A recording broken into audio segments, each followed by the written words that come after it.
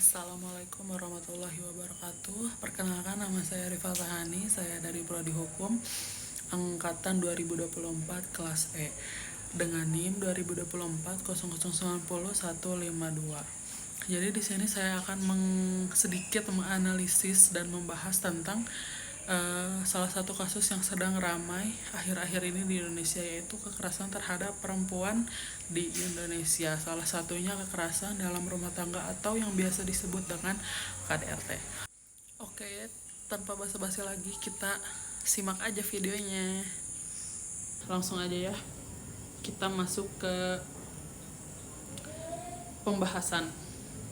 Di sini saya akan membahas dan menganalisis kasus yang sedang ramai akhir-akhir ini.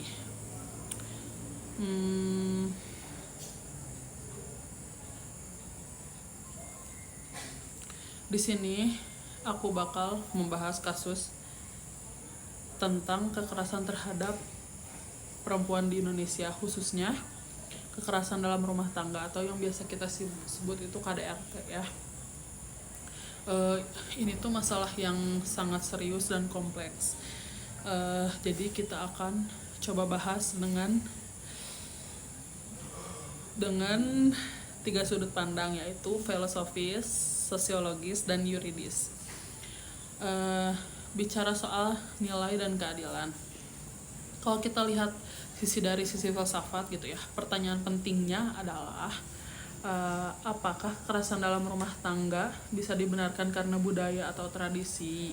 Yang kedua, bagaimana dengan hak perempuan untuk hidup aman dan bebas dari kekerasan? Karena rata-rata kekerasan itu tujuannya tuh kayak ke perempuan gitu. Sedikit kekerasan terhadap laki-laki, ya banyaknya itu ke perempuan. Kenapa? Karena perempuan itu dianggap lemah gitu ya, nggak berdaya. Yang ketiga, apakah hukum sudah dijalankan secara adil? Nah, kita di sini bakal bicara soal hak asasi manusia. Perempuan, nggak hanya perempuan gitu ya, lelaki juga punya hak untuk aman dan dihormati, terutama perempuan. Prinsip keadilan juga penting dalam hubungan rumah tangga. Seharusnya setara, bukan satu pihak mendominasi yang lain. Jadi biasanya tuh laki-laki yang lebih mendominasi gitu, laki-laki yang harus dihormati terus gitu, sedangkan banyak perempuan yang sering dilecehkan, di kekerasan gitu ya. Oke, lanjut ya guys. Jadi yang kedua kita lihat dari perspektif sosiologis, lihat dari kehidupan sehari-hari.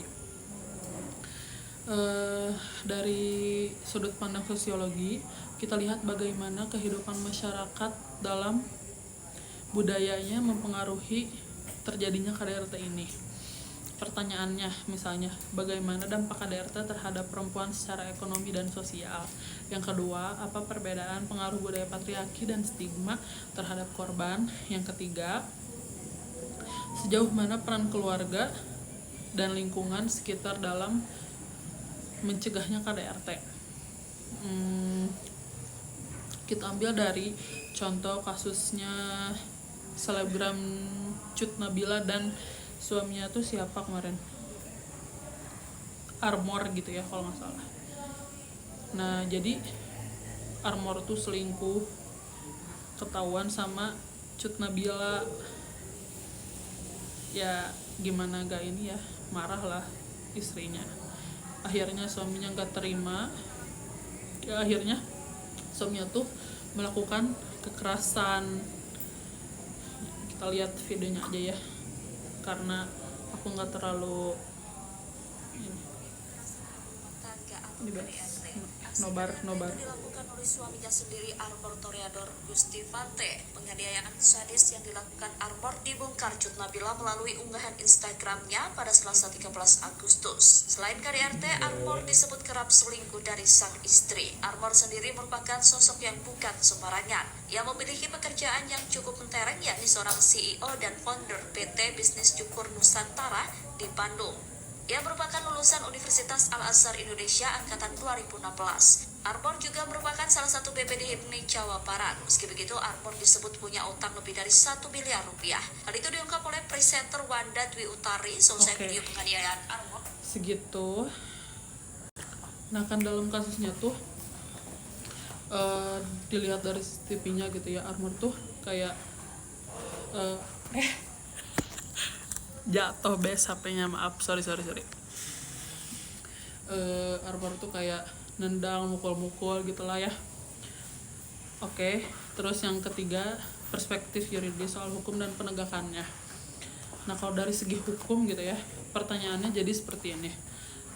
Apakah hukum sudah cukup mengatur dan melindungi korban? Yang kedua, apakah pelaku sudah benar-benar mendapat hukuman yang setimpal? Yang ketiga, apakah korban merasa aman untuk melapor? Kita sebenarnya udah diatur dalam Undang-Undang Negara Republik Indonesia Nomor 23 Tahun 2004 tentang penghapusan KDRT. Tapi dalam praktiknya tuh masih banyak yang melakukan kekerasan dalam rumah tangga itu. Misalnya si korban itu takut dan akhirnya tidak melapor gitu. Kadang korban juga nggak percaya pada proses hukum. Nah kadang pelaku juga tidak dapat hukuman yang setimpal gitu. Oke, lalu apa solusinya?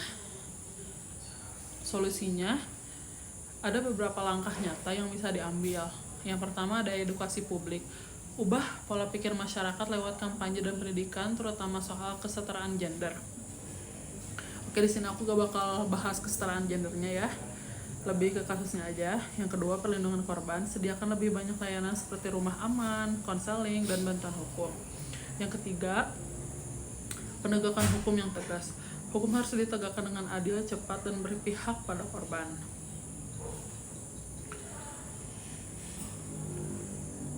Oke, jadi kekerasan terhadap perempuan terutama KDRT bukan cuma soal urusan rumah tangga aja gitu. Ini masalah hak asasi manusia, keadilan, dan budaya. Butuh kerjasama kita semua, pemerintah, masyarakat, dan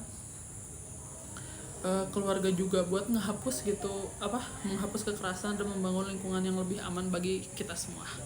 Oke, sekian video dari saya. Mohon maaf kurang lebihnya. Wassalamualaikum warahmatullahi wabarakatuh.